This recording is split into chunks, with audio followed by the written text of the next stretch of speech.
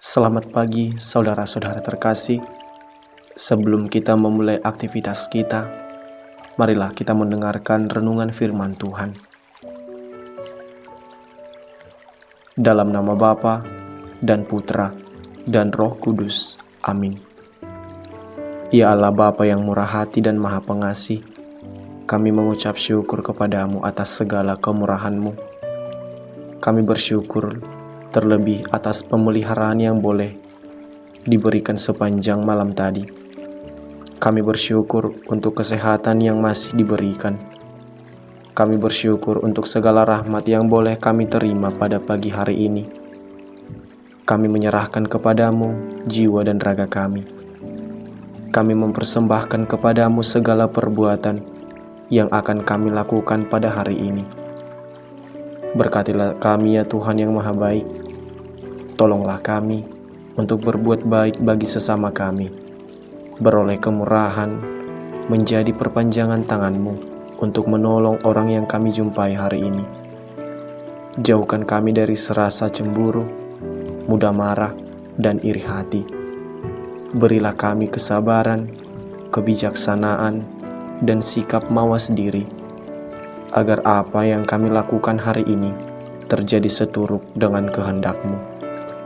Semua ini kami sampaikan kepadamu dengan pengantaran Kristus Tuhan kami. Amin. Saudara-saudari dalam Kristus, hari ini kita mendengarkan bacaan dari surat Rasul Paulus kepada jemaat Filipi. Saudara-saudara, dalam Kristus ada nasihat, ada penghiburan kasih, ada persekutuan roh, dan ada kasih mesra dan belas kasih. Maka sempurnakanlah sukacitaku dengan ini. Hendaklah kalian sehati sepikir, dalam satu kasih, satu jiwa, dan satu tujuan, dengan tidak mencari kepentingan sendiri atau pujian yang sia-sia. Sebaliknya, dengan rendah hati, anggaplah orang lain lebih utama daripada dirimu sendiri. Janganlah masing-masing hanya memperhatikan kepentingan sendiri, melainkan kepentingan orang lain juga. Demikianlah sabda Tuhan. Syukur kepada Allah. Injil suci kita menurut Lukas.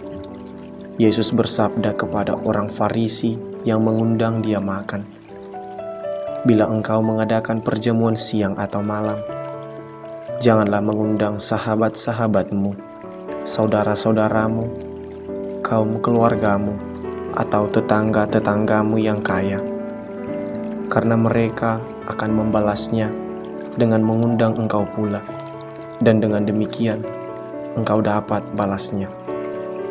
Tetapi bila engkau mengadakan perjamuan, undanglah orang-orang miskin, cacat, lumpuh, dan buta, maka engkau akan berbahagia, karena mereka tidak mempunyai apa-apa untuk membalas engkau, sebab engkau akan mendapat balasnya pada hari kebangkitan orang-orang benar."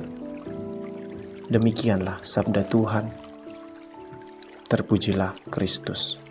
Mengasihi Dia dengan segenap hati dan dengan segenap pengertian dan dengan segenap kekuatan, dan juga mengasihi sesama manusia seperti diri sendiri adalah jauh lebih utama daripada semua korban bakaran dan korban sembelihan. Renungan kita pada pagi hari ini adalah hukum yang utama. Hanya ada 3 subjek di ajaran kitab suci: saya, orang lain, dan Tuhan.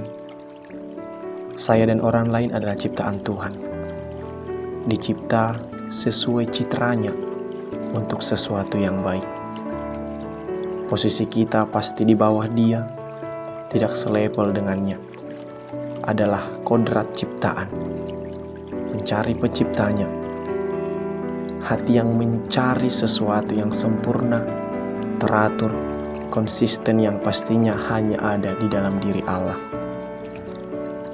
Saat kita mengukur standar keberhasilan hidup atau kebaikan pasangan hanya dengan apa yang terpampang dalam media sosial atau dari drakor yang kita tonton. Saat menghabiskan waktu dengan bermain media sosial sebagai sumber kegembiraan, di saat itulah sebenarnya kita sedang terjebak dengan apa yang ada di sekitar kita.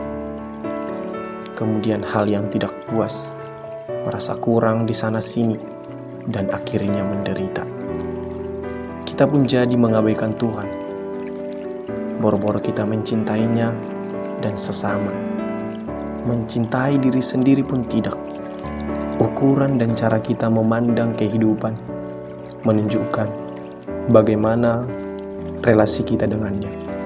Bawalah setiap penderitaan, keberhasilan, serta pengharapanmu dan serahkanlah semuanya kepadanya dengan melakukan hukum yang paling utama secara benar. Maka tidak akan ada lagi orang-orang yang overthinking atau depresi karena melekat pada Sang Pencipta. Amin.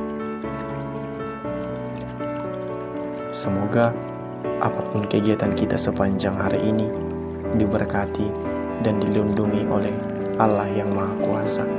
Dalam nama Bapa dan Putra dan Roh Kudus. Amin.